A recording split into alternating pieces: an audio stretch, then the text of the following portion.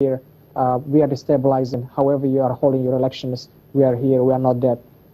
Well, no one has claimed responsibility for this particular attack, but is there any news on who may have carried out the attacks and what exactly are they trying to achieve?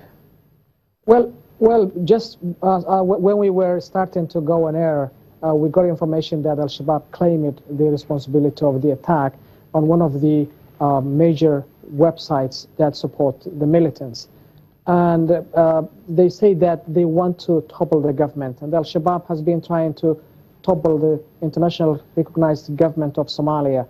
And their aim is to install, ultimately, an Islamic state in Somalia. They say we want to get rid of this government, create a government of our own with a strict interpretation of Islam. That's their own goal. There's no other goal that Al-Shabaab wants to reach. It doesn't want a democratic government. It doesn't want a government controlled by the West and the international community.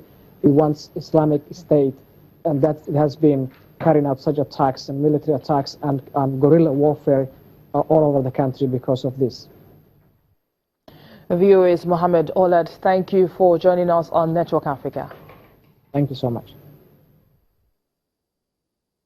Moving on now, the European Union says a number of would-be migrants traveling through Niger to Libya and from there to Europe has dwindled drastically to less than 2,000 in November from 70,000 in May. This, according to the EU, is the result of effective collaboration with authorities in Niger. The EU signed a deal with Niger alongside Senegal, Mali, Nigeria and Ethiopia, under which the West African country committed to preventing would-be migrants from attempting the perilous crossing. Meanwhile, hundreds of West African migrants have been deported to Niger this week from Algeria. For many migrants, Algeria provides relative safety and stability and an alternative destination for those unable to travel to Europe. Algerian authorities have deported hundreds of West African migrants to Niger this week, trucking them thousands of miles across the desert in one of the biggest roundups seen this year. Algeria has often sent migrants back to Niger since 2014, as the number of people taking the dangerous route to Europe, West Africa, has swelled. But the latest group is different because it involves people from across the region, not just Niger, suggesting a more determined effort to remove immigrants. Over the last week, at least 1,000 migrants came in a convoy of about 50 trucks to Agadez in central Niger, a desert town where migrants from all over West Africa pay smugglers to take them on the treacherous journey north through the Sahara, according to officials in Agadez, the International Organization for Migration and Human Rights Watch.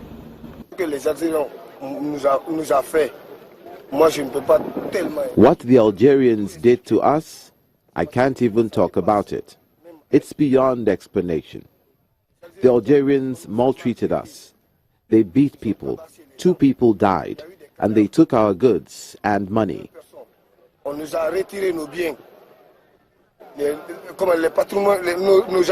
to IOM officials, which has a holding center in Agadez where migrants from across the region are housed and fed, it is not directly involved in the latest deportation, as it was not contacted by Algerian and Nigerian authorities to help.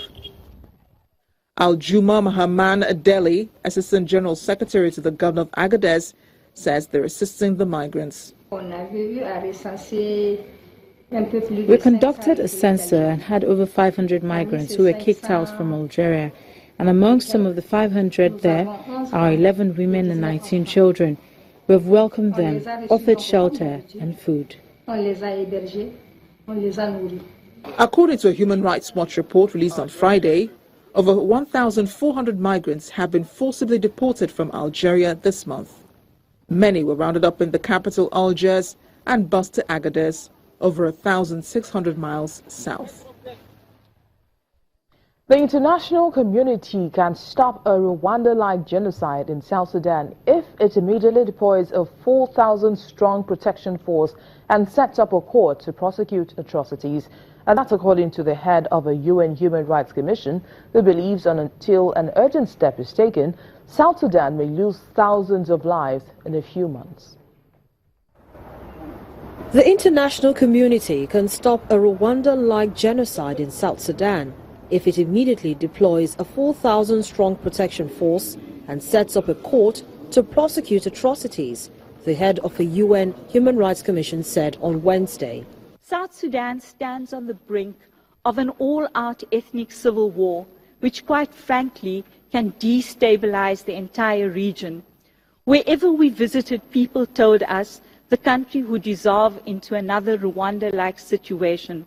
UN High Commissioner for Human Rights, Zaid Rad al-Hussein, wants the African Union to quickly settle the court with a strong focus on command responsibility for atrocities.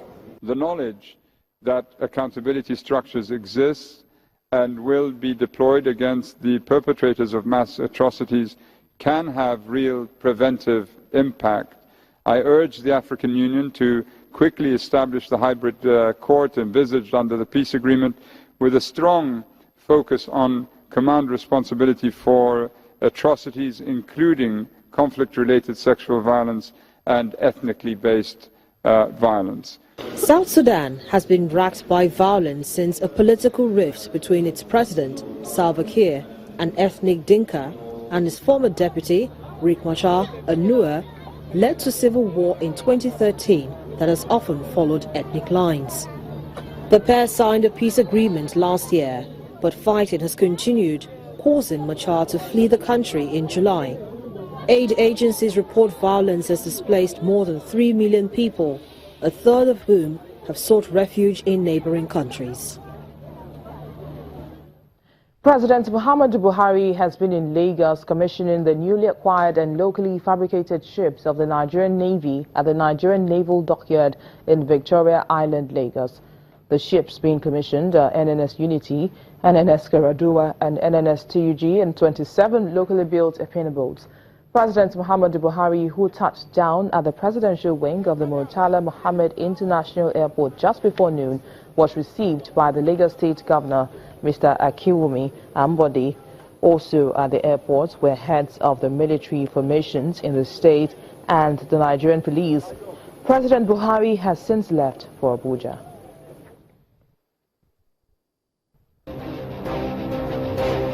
Coming up after the break, a new way of farming without soil is gaining ground in Egypt. Do stay with us.